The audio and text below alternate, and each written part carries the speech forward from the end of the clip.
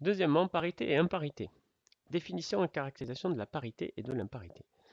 On dit qu'un nombre entier est pair lorsqu'il est multiple de 2. Bon, ça tombe bien, on vient de voir ce que c'était multiple de 2. Donc, un nombre pair est multiple de 2 si et seulement si il existe un entier h tel que n est égal à 2h. C'est l'utilisation immédiate du fait qu'elle est multiple de 2. Souvenez-vous, être multiple de 6, c'était s'écrire 6 fois quelque chose. Être multiple de 2, c'est s'écrire 2 fois quelque chose. Donc ça, il n'y a aucun problème. C'est immédiat. Par exemple, 14 est un nombre pair puisqu'il s'écrit 2 fois 7. Alors vous connaissez bien sûr l'autre vision des choses, qui on reconnaît les multiples de 2 parce qu'ils se terminent par 0, 2, 4, 6 ou 8. Et ça marche très bien. Hein. Ça marche très bien quand on peut les écrire. Mais par exemple, si je vous dis, alors A, il est pair ou il est impair? Bah oui, je ne l'ai pas écrit sous forme de chiffre, sous forme de nombre, pardon. Donc vous ne connaissez pas son chiffre des unités. Donc vous ne pouvez pas utiliser cette version-là.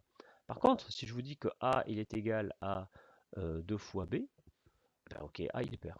Vous connaissez ni A ni B, mais vous savez que A est pair, parce qu'il s'écrit 2 fois B.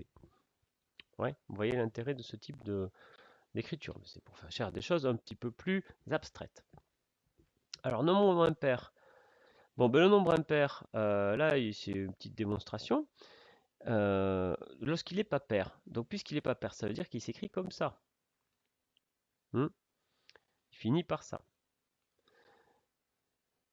Alors pourquoi je peux le caractériser par ça? Ben, parce qu'on remarque qu'un nombre qui se finit par ça, un nombre, s'il n'est pas divisible par 2, ben, c'est que son successeur est divisible par 2. Hein, prenez 17, il n'est pas divisible par 2, oui, ben, du coup 18, il l'est lui. Voilà. Donc, et son prédécesseur, il l'est aussi. Donc c'est ce qu'on dit. On dit qu'un nombre est impair si, regardez, 2h, 2h plus 1, si ça c'est son nombre, ben 2h tout court, c'est son prédécesseur. Donc ce qu'on dit, c'est qu'un n est impair si son prédécesseur est pair.